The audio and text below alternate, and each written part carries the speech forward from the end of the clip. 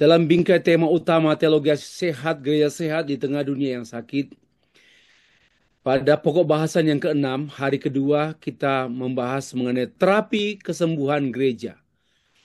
Dan kita sudah berkali-kali mendengungkan, saya sendiri ya, sejak tadi malam, kalau begitu dunia seperti sakit, dunia yang sakit, apa solusinya, apa langkahnya? Kata kuncinya reformasi. Lalu gereja jatuh sakit. Lalu apa langkah yang kita harus tempuh? Apa yang kita harapkan dari Tuhan? Reformasi. Nah, terapi kesembuhan gereja pun dalam konteks reformasi teologi gereja. Baik, Bapak Ibu sekalian,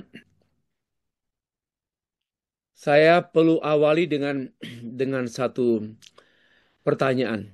Mengapa terapi kesembuhan gereja? Kita berusaha menjawab pertanyaan ini. Mengapa terapi kesembuhan gereja? Bapak Ibu sekalian, dunia semakin buruk, semakin busuk karena gereja yang diharapkan menjadi garam dan terang dunia.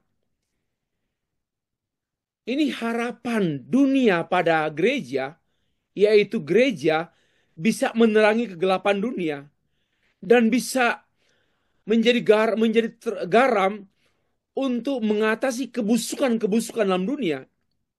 Persoalannya gereja tak berperan. Mungkin dari 1.000 gereja, hanya 2 gereja yang bisa berperan sebagai garam dan terang dunia. Mungkin dari 10.000 gereja di dunia, hanya 10 gereja yang berperan sebagai garam dan terang dunia. Mengapa? Mengapa nggak bisa berperan lagi? Berbagai upaya program gereja, ABCD program gereja pembinaan, pemahaman Alkitab, seminar ceramah, konferensi. Tapi tetap gereja beku, gereja tak berkutik, gereja tak berdaya, gereja tidak moving, tidak move on. Kenapa? Karena kekuatan gereja yang sesungguhnya sudah tidak ada lagi. Yang saya bahas pada sesi kedua tadi malam, gereja telah kehilangan senjatanya. Gereja telah kehilangan kekuatannya. Gereja telah kehilangan satu kekuatan besar yang diberikan Tuhan, yaitu Injil adalah kekuatan Allah. Kekuatan Allah mestinya menjadi kekuatan gereja, tapi gereja tidak lagi memiliki Injil kecuali hanya kitab Matius, Markus, Lukas, Yohanes. Kitab-kitab Injil. Tapi the gospel yang sebenarnya diterangkan sebanyak ribuan halaman yang harusnya tertanam dalam hati pikiran orang Kristen, they don't have. Sebaliknya gereja sedang berupaya untuk menutupi atau berusaha untuk mencari jalan lain because they have no gospel. Mereka mencari yang lain, Injil yang lain. Akhirnya mereka mencari jalan lain. Namun yang sedihnya, obat yang mereka usahakan bukan membuat mereka semakin sembuh, melainkan membuat mereka semakin parah, serupa dengan dunia. Sehingga sedang turut dalam proses pembusukan dunia. Gereja sebenarnya harus mengatasi kebusukan dunia, tapi karena gereja tidak mempunyai kekuatan apa-apa lagi untuk mengatasi kebusukan dunia, gereja pun turut dalam kebusukan dunia, termasuk turut dalam praktek-praktek busuk dalam politik, dan dalam gereja pun berpolitik kotor.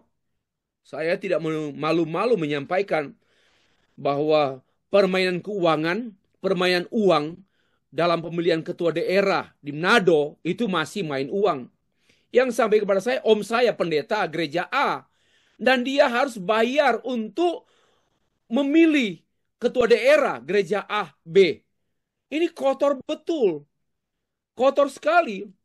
Maka mereka gereja pun, pemimpin gereja pun busuk.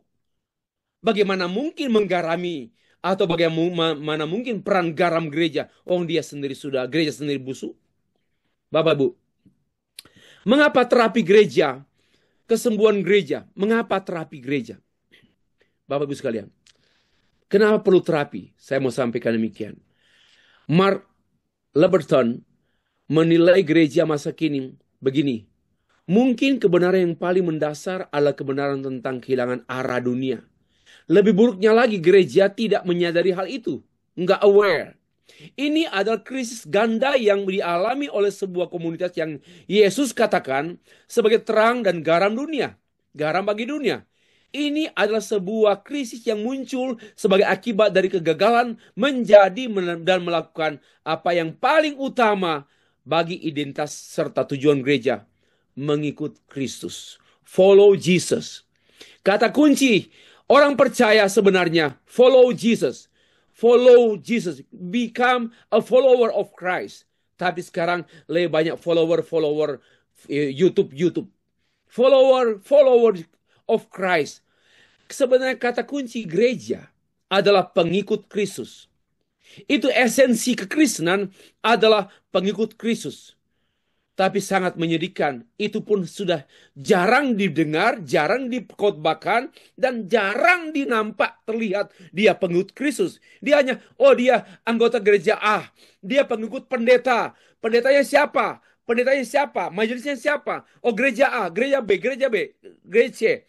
Yang nampak itu bukan lagi pengikut Kristus, tapi pengikut gereja. Bapak Ibu, mengapa terapi kesembuhan? Pembahasan 1 dan 4 tadi malam dan sampai tadi, kondisi gereja sakit, gereja jatuh sakit, dan dalam kondisi sakit parah.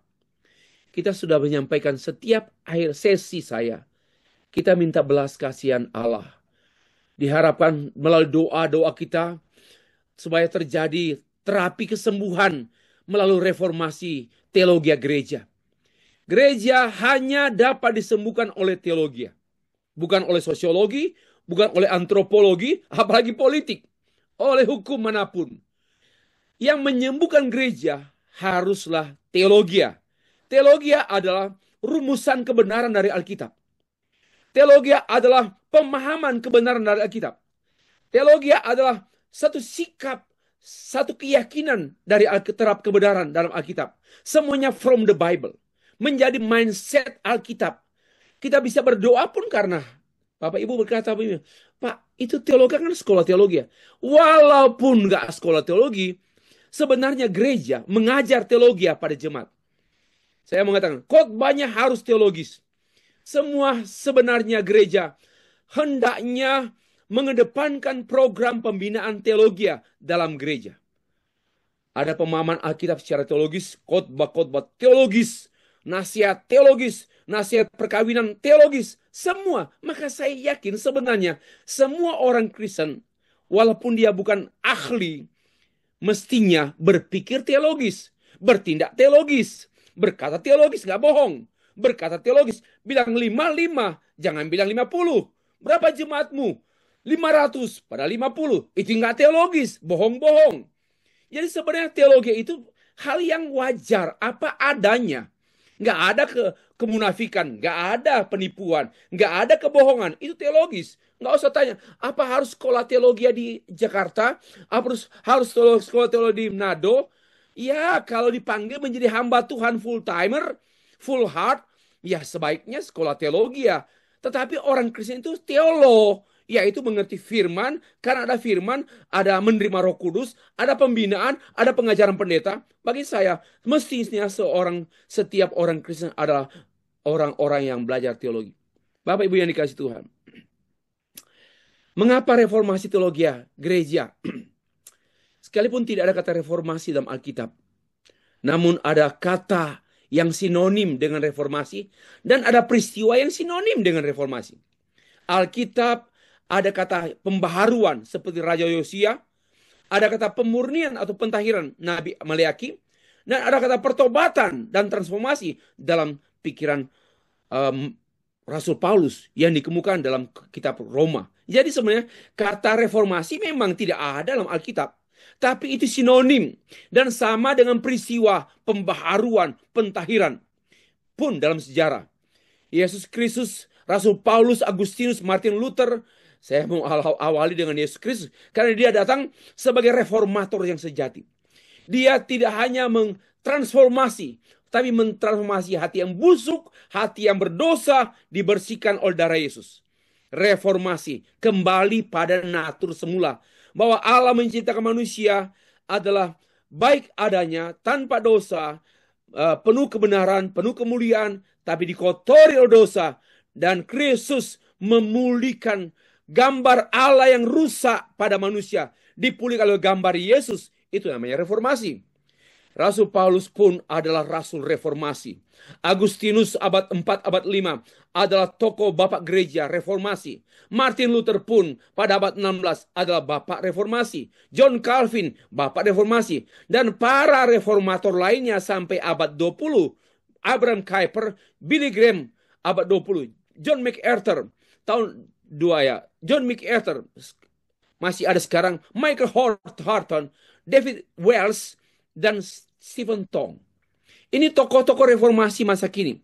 Tentu masih ada yang lain. Saya tidak menyepelekan atau meremehkan tokoh-tokoh reformasi di GPDI, tokoh-tokoh reformasi di gereja-gereja Anglikan, tokoh-tokoh reformasi di gereja Lutheran, tokoh-tokoh reformasi di gereja-gereja Pentakosta, tokoh-tokoh reformasi ada. Tapi memang saya nggak kenal dekat.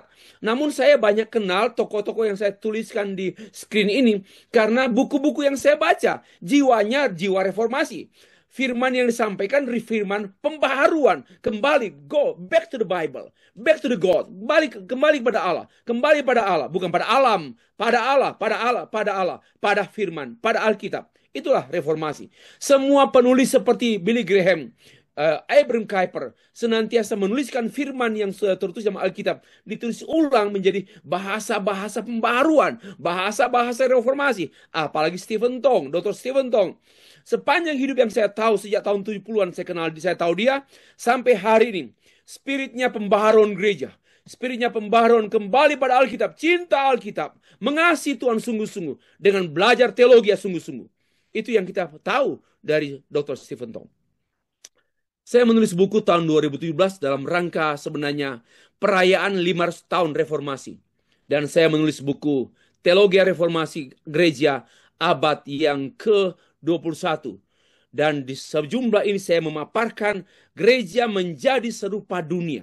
Dan pendapat itu bukan hanya pendapat saya, pendapat John Piper, pendapat John MacArthur, pendapatnya John R.W. Stott, dan juga pendapatnya beberapa tokoh teolog dunia, kenamaan, bukan terhormat ya, yang dikenal banyak tulisannya dan pengaruh pemikirannya, sehingga famousnya bukan karena tokohnya, tapi karena firman yang disampaikan oleh mereka. Dan saya menyebut mereka tokoh-tokoh yang membongkar, mendiagnosa gereja-gereja masa kini betul-betul sudah menjadi serupa dengan dunia, sangat duniawi.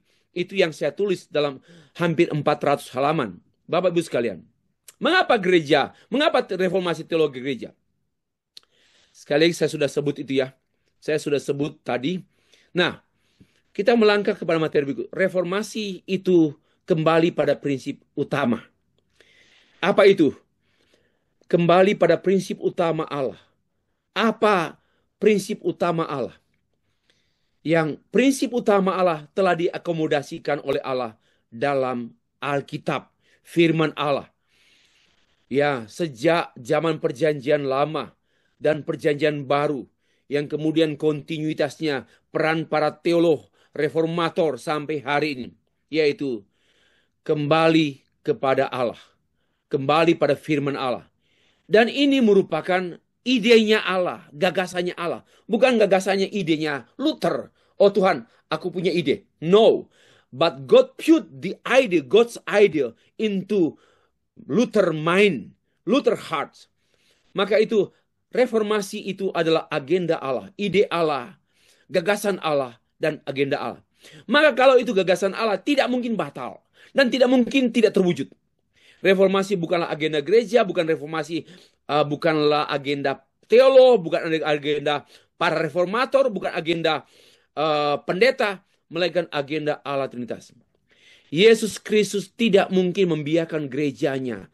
Sebagai kepala gereja, tidak mungkin membiarkan gerejanya dikotori terus. Ya, hancur. Pasti dia membersihkan gerejanya. Kenapa? Ada gereja yang tak kelihatan. Gereja organis yang dia pelihara, dia selamatkan. Di tengah-tengah gereja organisatoris yang penuh busuk, penuh dengan kotoran, penuh dengan dosa. ada gereja organis dalam gereja organisasi yang dirawat, dijaga, dilindungi oleh kepala gereja. Bapak Ibu, bahkan dia mengatakan maut sekalipun tidak bisa merebut gereja dari tangan Tuhan. Gereja itu adalah proyek Allah yang spesial. Karena itu saya pun dan saya berharap Bapak Ibu bangga menjadi pendeta. Jangan ciut dan jangan kecewa jadi pendeta. Jangan putus asa jadi pendeta. Mari bangga. Why? Kita punya proyek lebih besar dari proyek Indonesia. Dengar baik-baik. Proyek kita ini, proyeknya Allah. Lebih besar dari Inggris. Lebih besar dari Amerika. Lebih besar proyeknya dari bangsa-bangsa dan PBB. Ya, PBB, proyek Persikatan Bangsa-Bangsa. Proyek gereja lebih besar dari proyek manapun. Perusahaan terbesar Indonesia masih kecil dibandingkan dengan proyek gereja. Karena itu kita hamba Tuhan, para pendeta, para evangelis, para misionaris. Bersyukurlah dan bertahanlah dan banggalah. Karena kita bukan pekerja biasa. Walaupun kurang pembayaran, walaupun banyak penderitaan, walaupun banyak kesulitan, tapi kita berada dalam proyek maha besar, yaitu Allah, proyek gereja di dunia. Bapak Ibu yang dikasih Tuhan. Reformasi kembali pada prinsip-prinsip utama. Agenda Allah. Kenapa Yesus Kristus menjaga gerejanya, menjaga arti gereja yang sudah dibahas tadi, karakter gereja, fungsi gereja. Dan Tuhan begitu setia menjaga gerejanya. Jangan menjadi pahlawan gereja, Bapak Ibu. Tuhan kita itu pemilik gereja, bukan kita. Kita hanya pekerja gereja. Kalau Kristus menangis dengan gerejanya, mari menangis dengan gerejanya juga. Kalau Kristus menderita dengan gerejanya, ikut menderita dengan kepala gereja. Tuhan Yesus juga mengevaluasi jemaat di Asia kecil. Di kitab Wahyu, dia mendiagnosa hanya satu gereja yang dipandang sehat, yaitu gereja Philadelphia. Tapi gereja Laodikia, Efesus, Tiatira, dan gereja-gereja lain dibukakan, disingkapkan, sakit parah, sakit sangat parah, dying, dan sakit-sakitan. Hanya satu gereja yang gereja sehat, yaitu gereja Philadelphia. Juga bapak-bapak reformasi mengungkapkan perlu kembali pada prinsip reformasi teologi Bapak Gereja Martin Luther yang sebenarnya akarnya Agustinus, kemudian muncul lagi pada abad 16, pada abad 4, pada abad 5, tokoh-tokoh seperti Agustinus dan juga beberapa teolog abad pertengahan. Tapi kemudian meledak lagi pada abad 16 oleh Martin Luther, Farel, Zwingli, Melanchthon, Calvin, dan Fuser, dan beberapa tokoh yang lain. Dipakai Tuhan untuk mereformasi gereja. Back to the main principle. Pada prinsip utama. Demikian pula teologi reformasi gereja Injili menghadapi satu desakan, satu arus besar teologi liberal yang mengusung teologi yang ditopang oleh modernisme dengan modern science yang masuk ke sekolah-sekolah teologi di Jerman, di Eropa. Banyak sekolah teologi di Eropa yang terhempas oleh spirit modernism, oleh spirit scientific modern, prinsip-prinsip ilmu modern yang sangat rasional, sangat empiris, sangat relasional, dan sangat menekankan bukti-bukti, sehingga menghempas banyak teologi di Jerman. Akhirnya banyak teologi menjadi liberal. Tapi syukur, ada remnant, yaitu teolog Injili, walaupun hanya dihitung dengan jari jumlahnya, dibandingkan dengan ratusan teolog yang kelihatannya besar sebagai seorang saintis, ilmuwan, tapi masih ada remnant. Teolog pilihan Allah, even though only one person, even though only few person, tetapi kuasa firman yang memakai mereka, yang mereka beritakan, mengubah dunia, menghancurkan kekerasan, membuat teologi liberal sekarang seperti harimau ompong. Teologi liberal sekarang sudah mati. Tapi sedihnya, setelah era demi era postmodern, teologi Injili hanya hidup di sebagian kecil hamba-hamba Tuhan. Teologi reform evangelical hanya hidup di sebagian kecil gereja-gereja. Gereja besar, hamba Tuhan besar, semuanya dikuasai oleh teologi kemakmuran, teologi setan-setan yang menguasai gereja. Akhirnya gereja kesetanan banyaknya. Sangat menyedihkan kita menghadapi. Ini tanggung jawab kita. Bersyukur masih ada evangelical, masih ada reform, masih ada hamba-hamba Tuhan yang setia, mencintai Alkitab, mencintai gereja Yesus Kristus, mencintai panggilan misionaris, mengutus para misionaris. Dan gereja yang tidak mengutus para misionaris, gereja itu bohong-bohong saja. Gereja omong-omong dan gereja bohong-bohong. Tanda gereja yang sehat pasti mengutus misionaris. Jangan bilang begini, Pak, itu misionaris kan sudah dulu. Dulu itu, Pak, abad-abad kolonial. Allah tidak pernah mencabut amanatnya. Pergi, jadikan semua bangsa muridku. Masih banyak dunia, belahan dunia ini, yang belum ada Injil, belum ada misionaris.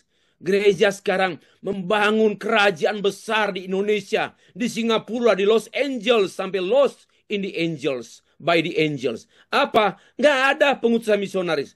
Saya sangat menekankan, gereja sehat adalah gereja yang menginjili, gereja sehat adalah gereja yang mengutus misionaris. Gereja yang tidak mengutus misionaris, gereja yang dikuasai oleh setan-setan abad 21. Itu jelas sekali. Membesarkan dirinya, membuat menara besar. Saya berkata, memang gerejanya Pak Stephen Tong, gereja besar. Tapi penginjilannya habis-habisan ke Eropa, ke Afrika, ke Eropa, ke Amerika Latin. Baru penginjilannya lebih banyak dana habis. Menurut saya lebih banyak dana habis oleh Pak Stephen Tong untuk penginjilan. Masuk ke desa-desa, ke kota-kota. Hampir seluruh kota Indonesia ada penginjilan. Bapak Ibu, tetapi banyak orang membuat menara besar, gereja megah, gereja besar, tapi nggak ada penginjilan. Itu gereja yang dikuasai oleh setan-setan.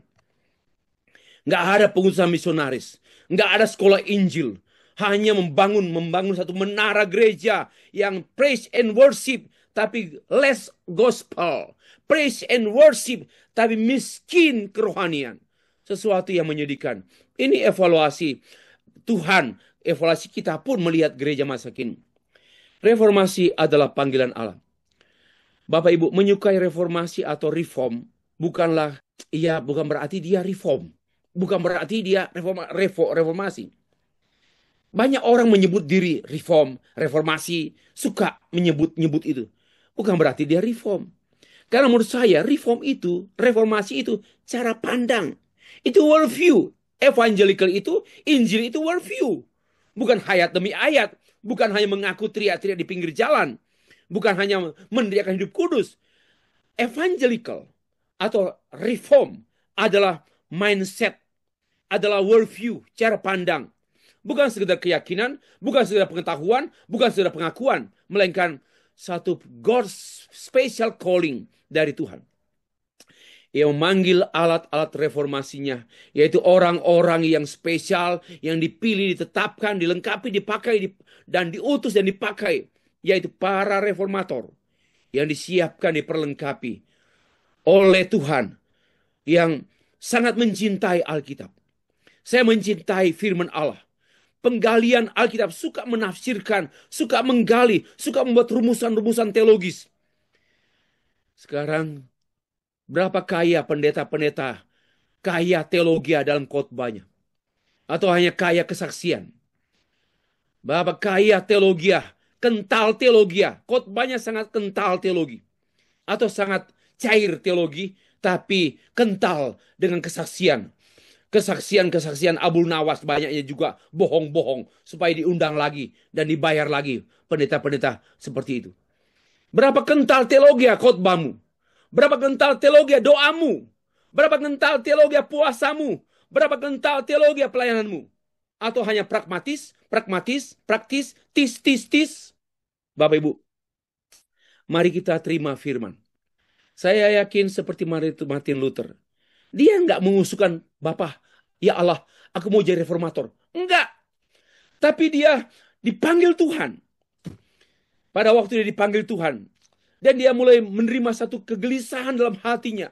Melihat gereja-gereja, teman-teman kantornya, teman-teman pastornya kotor-kotor. Hidup dengan WTS, tunasusila. Dengan masih main-main dengan perempuan. Seksual, bebas. Dia lihat dengan matanya. Tapi dia menangis. Dan disitulah tandanya dia telah direformasi oleh Tuhan. Pada satu malam, when he read the book of the Romans, chapter 1, ayat 16 dan 17. And at that time, Tuhan memanggil dia. Tuhan mereformasi dia. Waktu membaca bahwa dibenarkan oleh iman. Bukan oleh perbuatan, bukan oleh usaha kita, bukan oleh kerohanian kita, bukan oleh skala santa, bukan oleh perjamuan kudus, tapi oleh by faith. Nah, dia direformasi. Dan dia menjadi alat reformasi Tuhan dunia, di tengah dunia. Sampai muncullah para reformator-reformator lain yang mensupport reformasi, gerakan reformasi di Eropa. Sampai sekarang, saya yakin reformasi Allah berlangsung. Di antaranya di Indonesia yang saya lihat, Allah memakai beberapa hamba Tuhan yang setia dengan Alkitab. Setia dengan firman Tuhan. Setia dengan penginjilan. Setia dengan misi. Dan di antaranya ada Stephen Tong. Saya tidak mengkultuskan beliau, tapi saya melihat data. Saya tahu jelas penginjilannya berapi-api sejak tahun 70-an. As far as I know, sejak tahun 70-an. Hati penginjilannya berkobar-kobar untuk menyampaikan Injil kepada orang yang berdosa. Ini luar biasa, harus dijaga. Dan kita perlu menyimpan ini. Menyimpan Injil berkobar-kobar dalam diri kita sekalian. Bapak Ibu sekalian, reformasi adalah titik balik teologi. Reformasi sesuai dengan arti kata secara harfiah, yaitu reform, re-inform. Kembali pada bentuk semula. Reform, kembali pada bentuk secara harfiah. Artinya kembali pada titik awal. Titik balik kepada titik awal. For the first time, Allah menciptakan manusia. For the first time, Allah mendirikan gereja. Allah memanggil hamba Tuhan. For the first time. And pada poin itu, Allah membawa kembali pada keadaan gereja semula. Kembali pada natur gereja. Pada karakter gereja semula. Pada dasar gereja. Pada fungsi gereja yang baru saja disampaikan. Tidak ada yang baru dalam teologi reform. Tidak ada yang baru dalam teologi reformasi. Semuanya kembali pada asal mulanya. Nggak ada yang baru dalam teologi reformasi. Kembali pada natur semulanya. Gereja semula, sifat semula, fungsi semula, dasar semula. Bapak Ibu yang dikasih Tuhan. Reformasi, teologi pada abad pertengahan adalah teologi pemulihan anugerah Allah. Iman saja, Kristus saja, kemuliaan bagi Allah saja, Alkitab saja. 5 pilar yang ditenggelamkan oleh Paus, oleh gereja abad-abad 14, abad 12 mulai, abad 15 sampai abad 15, selama 3 abad, bahkan selama 4 abad, bahkan selama 5 abad, gereja betul-betul berkhianat, menenggelamkan semua yang namanya pilar-pilar gereja yang didirikan oleh Tuhan Yesus Kristus, yaitu pilar Alkitab. Hanya kitab suci, pilar anugerah, hanya sola gratia, hanya oleh iman, sola fide, hanya oleh Kristus, sola Kristo, dan semuanya hanya kemuliaan. Itu dibuang, ditenggelamkan, dimasukkan dalam ruang bawah tanah gereja selama berabad-abad. Bapak, saya membayangkan kita aja baru hidup mau 60 tahun ini sudah begini melihat kotoran gereja. Bagaimana gereja selama abad, sudah dimulai kotornya gereja sejak abad yang ke-8.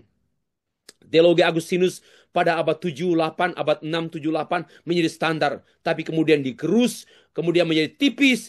Bangkitlah teologi yang dikuasai oleh filsafat Aristoteles, ya, pembuktian Tuhan.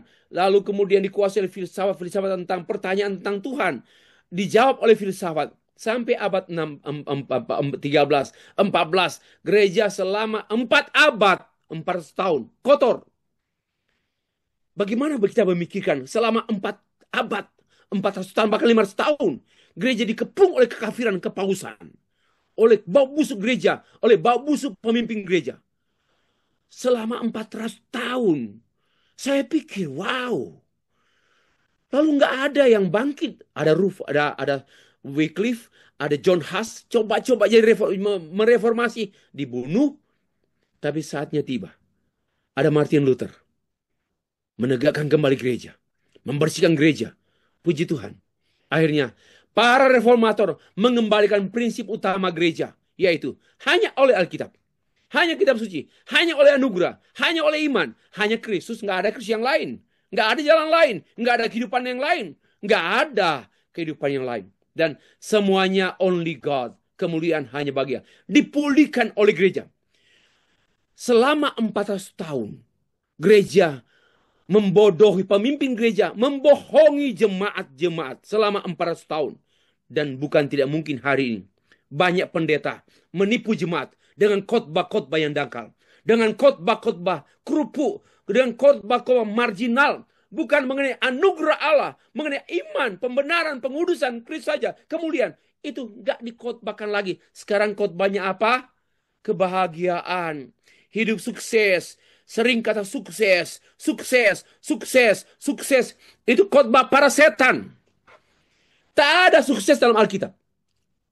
Saya sudah sampaikan. Tidak ada kata sukses dalam Alkitab. Itu terjemahan yang keliru. Bapak Ibu, nggak ada. Tak ada khotbah bahagia dalam Alkitab. Tapi pendeta-pendeta waktu menikahkan jemaatnya, khotbahnya menjadi keluarga bahagia. Itu tema seorang pendeta yang dirasuk oleh setan. Kebahagiaan bukanlah tujuan Tuhan untuk pernikahan suami istri. Nanti dibahas oleh Ibu Dani besok tentang teologi perkawinan, bukan pernikahan. Salah, kata perkawinan, pernikahan itu salah. Banyak pendeta sudah salah menggunakan kata perkawinan, wedding, wedding, wedding. Itu aneh. Yang ada yang benar kawin. Perkawinan itu istilah Alkitab. Nanti dibahas besok oleh Ibu Dani. Bapak Ibu yang dikasih Tuhan.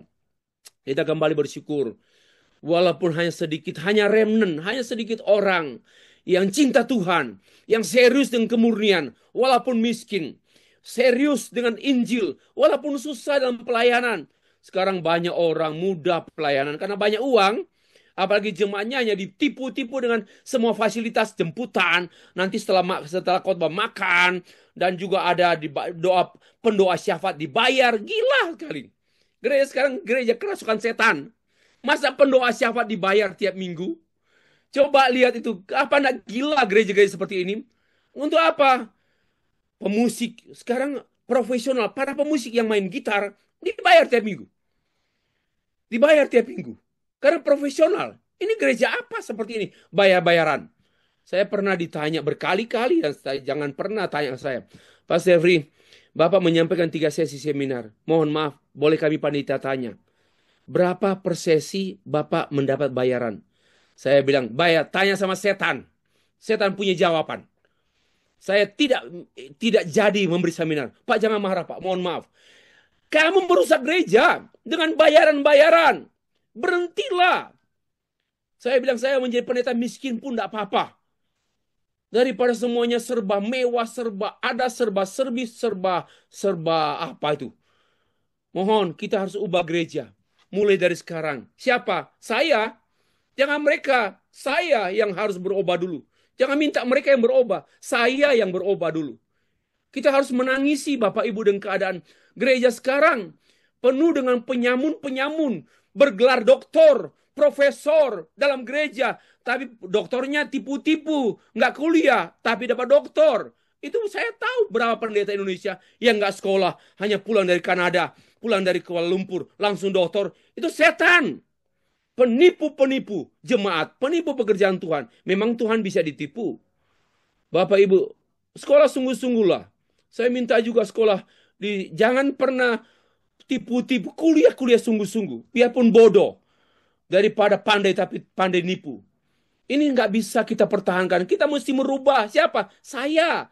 Harus saya dulu. Bapak Ibu. Mari prinsip reformasi terjabar dalam kehidupan praktis kita. Bapak Ibu yang dikasih Tuhan. Reformasi sejumlah pendapat, khotbah, buku yang terapi kesembuhan, gereja sayangnya menggunakan non-teologia. Cara-caranya enggak gerejawi. Bagaimana mau menyembuhkan gereja yang sakit? Terapinya gimana? Pakai buku-buku non-gereja, pakai perusahaan punya buku, bagaimana menekankan manajemen perusahaan, pakai leadership umum. Sangat menyedihkan. Reformasi gereja hanya dengan satu cara Allah. Cara Allah yang hanya dengan satu cara reformasi. Perubahan utuh pemikiran, berubah cara pikir, cara pandang, cara hidup, cara kerja, cara melayani, berubah total. Itu namanya reformasi atau transformasi. Bapak Ibu yang dikasih Tuhan. Reformasi gereja secara teologis, bukan secara sains. Reformasi perubahan bukan secara alamiah, tapi secara ilahi, secara rohani. Gereja telah diubah oleh dunia dan berubah menjadi serupa dunia. Bahkan tanpa bentuk lagi, no form, harus direform, dibentuk ulang kembali pada bentuk semula, sifatnya, artinya, dasarnya, fungsinya, tujuannya gereja. Arti, sifat, dasar, fungsi gereja dikembalikan melalui reformasi teologi. Reformasi gereja melalui reformasi teologi. Yang ada duluan mana, Pak? Apakah Martin Luther mengadakan reformasi gereja baru muncul teologi gereja, reform, teologi reformasi, atau teologi reformasi menyebabkan gereja reformasi? Yes. Teologi reformasi, kitab Roma, kitab Mazmur, Galatia yang dikaji oleh Martin Luther dalam kuliah-kuliah, kelas-kelas yang dia ajar, dalam tulisan-tulisannya. Teologi reformasi membuat ledakan gereja reformasi. Jangan dibalik-balik. Maka itu penting sekali teologi reformasi. Teologi gereja sehat secara teologis, secara hakiki, gereja tidaklah sama dengan dunia, keberadaan yang fungsinya dan sebagainya total berbeda. Gereja adalah komunitas umat pilihan Allah yang dikuduskan, yang universal, yang sudah dibahas tadi oleh Bu Dani. Dan peran gereja pun harus peran yang kudus, peran yang esa, dan semua harus teologis. Harus teologis. Pemahaman teologis, pelayanan teologis, doa teologis, khotbah teologis, diakonia teologis. Jangan logis-logismu. Harus teologis. Jangan logis-logis saja. Jangan saintis-saintis. Itu sesuatu yang buruk. Bapak Ibu. Gereja yang sejati. Gereja yang hidup. Yaitu gereja yang tidak kelihatan. Gereja yang organis. Yang dibahas tadi. Gereja yang demikian memiliki. Gereja yang demikian tidaklah dapat dirusak dan dihapus oleh kelemahan, kegagalan, kesalahan, bahkan kejahatan gereja, warga gerejanya. Bahkan oleh pemimpin gereja. Yang dapat diganggu dan dirusak oleh manusia, oleh gereja, yaitu gereja yang kelihatan. Gereja organisatoris. Gereja yang dapat dibakar. Tapi gereja organis tak mungkin dibakar. Tapi gereja yang organisatoris dapat dibakar. Bagaimanapun baik gereja yang kelihatan maupun gereja yang tidak kelihatan, keduanya tidak dapat dipisahkan. Karena gereja yang tidak kelihatan berada dalam gereja yang kelihatan. Gereja yang organis berada dalam gereja organisasi. Martin Luther mengembalikan gereja kepada hakikatnya dengan menegaskan prinsip-prinsip hanya kitab suci, hanya anugerah, hanya iman. Dan para reformator lain seperti John Calvin, John Knox dari Skotlandia menegaskan prinsip hanya Kristus saja. Selanjutnya berkembang oleh para reformator yang lain. Hanya kemuliaan hanya bagi Allah. Inilah prinsip Kristen. Bapak Ibu, salah satu dari sola ini tidak ada, sorry ya, bukan gereja.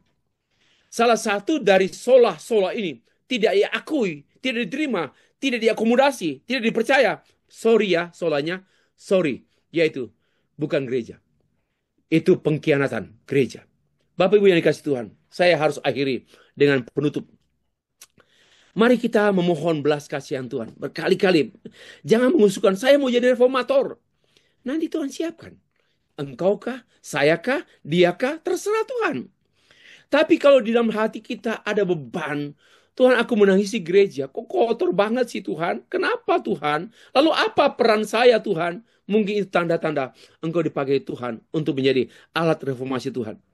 Mari kita memberikan diri kita menjadi alat reformasi Tuhan. Mulai dari lingkungan kita. Mulai mengasihi dan setia pada Alkitab. Ciri-ciri tanda-tanda hamba Tuhan reformasi adalah hamba Tuhan yang cinta Alkitab. Menjunjung tinggi Alkitab. Khotbahnya kental sekali dengan muatan teologis. Itu tanda-tanda hamba Tuhan yang dipakai Tuhan untuk mereformasi.